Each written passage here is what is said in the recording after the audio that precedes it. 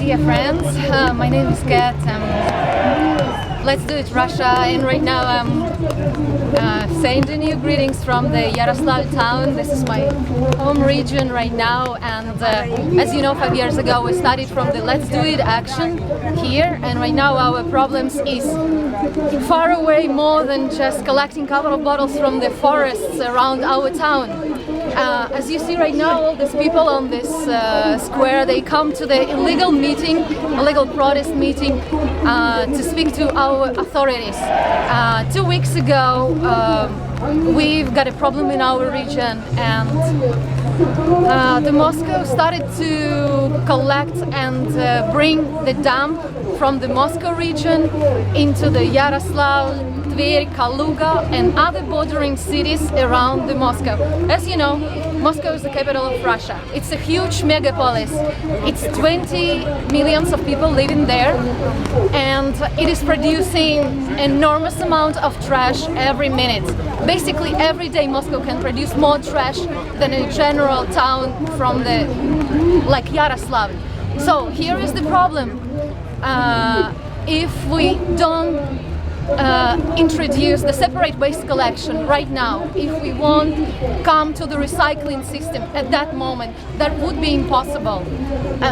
All we know that the main trash dump in Yaroslavl region is already close to be filled up completely. It was supposed to be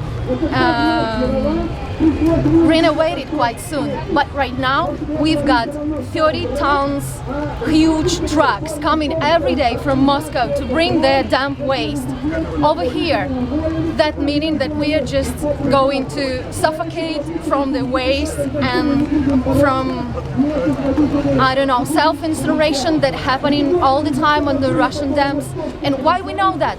Because all over the Moscow region and this moment we know about the big protest actions happening in the small towns. Like, we know the story of Volokholamsk. It's just one of them, but there are tens of those, where it was a huge waste dump and it was supposed to be closed. Right now the town is really suffering. We can see the videos from the internet, the people reporting that the kids can't breathe, they have enormous smoke.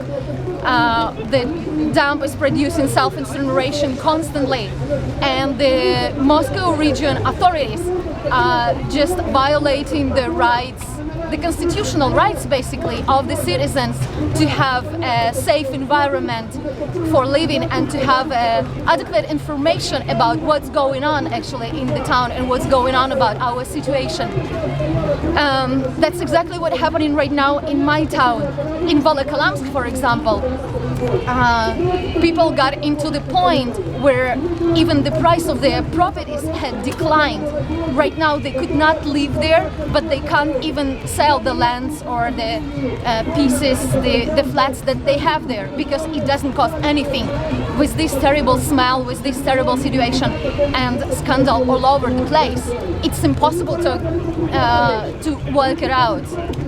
So here we are in the same situation. 2 weeks ago we discovered that our authorities are basically lying and declining the information that the trucks from the different regions from the capital are starting to come here to bring the dump waste into our region.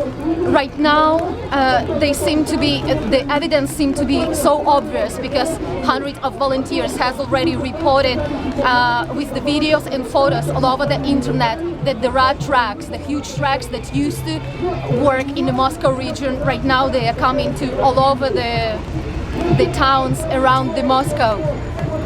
Here is the problem, and right now I don't know how many people are gathering here.